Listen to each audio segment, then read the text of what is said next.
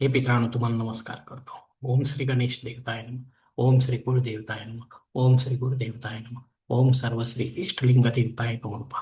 शिवशानात मित्रांनो, मी कडाप्पा परत एकदा आपल्या समोर आलो आहे. माझ्या धर्मकरम चॅनलमध्ये आपले सहर्ष स्वागत करीत आहे. मित्रांनो, 2026 सालातील श्रावण मासात रोजच्या रोज काय सेवा करायची हे आपणास मी समजावून सांगणार आहे. त्याचबरोबर एका महत्वाच्या व्रतासंबंधी माहिती देणार आहे. तेव्हा आपणा सर्वांना माझी नम्र विनंती की माझा व्हिडिओ आपण शेवटपर्यंत पाहावा आणि ऐकावा.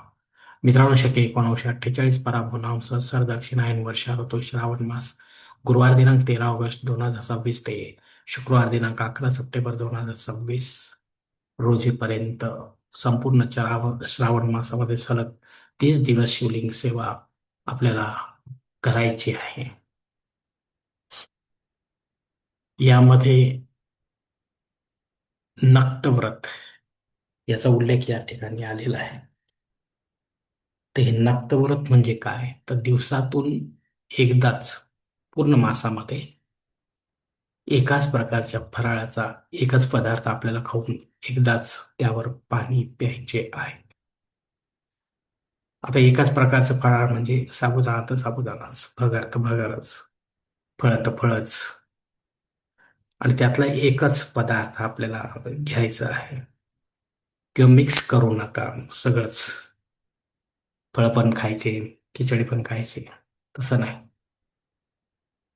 फळांवर आपण पाणी पिणार नाही, पण साबुदाणा खिचडी वगैरे याचे प्रकार जे असतील, काही उपवासाच्या भाजणीचे पराठे असतील,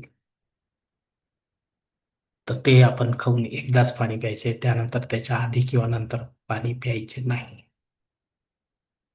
आणि यानंतर सूर्यास्त झाल्यानंतर जे वारानुसार जे सेवा ज्या दिलेल्या आहेत देवी देवतांच्या, त्यांचा विधिवत संकल्प सोडून पूजन करायचे आहे. आणि त्यानंतरच आपला उपवास सोडायचा आहे मित्रांनो. हे लक्षात घ्या. यालाच नक्तव्रत म्हटलेलं आहे. आता वारानुसार सेवा परत मी या ठिकाणी तिथे देत आहे. यासाठीचा माझा स्वतंत्र व्हिडिओ आहे. तरी देखील नक्तव्रतासंबंधी हे आलेलं आहे म्हणून आपणास देत आहे. गुरुवारी आपल्याला बुध आणि बृहस्पती यांचे पूजन करायचे. शुक्रवारी जराजीवंतिका, महालक्ष्मी, वरदलक्ष्मी, वैभवलक्ष्मी अशा लक्ष्मीयुक्त देवतांची आपल्याला सेवा करायची आहे. शनिवार नरसिंह अवतार जो आहे तो पिंपळ क्षणी मारुती यांची पूजा करायची आहे.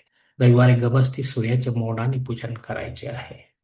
अर्थात सूर्योदय होण्यापूर्वी जी स्थिती असते एका घटीची, त्या घटीमध्ये आपल्याला ही सेवा करायची आहे.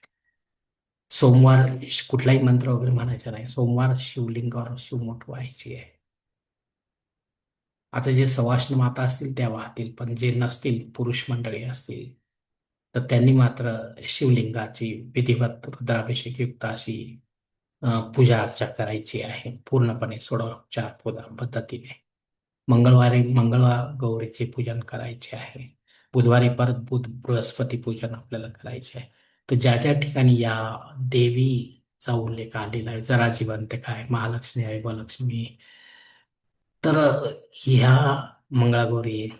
तर ह्या ज्या देवी आहे, ह्या देवी आपल्या कुलदेवीमध्येच आपण पाहायच्या आहेत. वेगळ्या देवी स्थापन करायच्या नाही, हे लक्षात घ्या. देवघरातली जी आपली कुलस्वामिनी आहे तिच्यावरच, तिच्यामध्येच हे रूप पाहायचे आणि पूजा अर्चा करायची संकल्प सोडून. आणि त्यातही जर आपण भक्ती मार्गात असाल तर एकाच देवी देवतांची भक्ती आपल्याला करायची असते, तर मग मात्र आपण या वारानुसार देवी देवतांचे पूजन करू नका. त्याला काही अर्थ राहणार नाही. आपल्या कुलदेवीमध्येच इतर देवी मातांना पाहून सर्व प्रकारची धार्मिक सेवा करावी, अन्यथा त्रिविध ताप दोष लागू शकतो मित्रांनो. तर हे बाब आपण लक्षात घेऊनच या नक्तव्रताचा अवलंब करायचा आहे. कारण आपणच असतो आपल्या जीवनाचे शिल्पकार. धन्यवाद मित्रांनो. आजचा नक्तव्रता संबंधीचा व्हिडिओ मी याच ठिकाणी संपत आहे. आपण जर माझ्या मताशी सहमत असेल तर कृपया माझे धर्मकरम चॅनल सबस्क्राईब करा, लाईक करा, एक कुटुंब व मित्रपरिवार असं शेअर करा. तसेच कॉमेंट्स बॉक्समध्ये आपले मत अवश्य नोंदवा आणि माझा पुढील व्हिडिओ आपल्यापर्यंत पोहोचण्यासाठी बेल बटन अवश्य दाबा. धन्यवाद मित्रांनो. पुढील भेटीपर्यंत आपण खुश राहा, आनंदी राहा, प्रसन्न राहा. हरिओम शिवशंभू महादेव.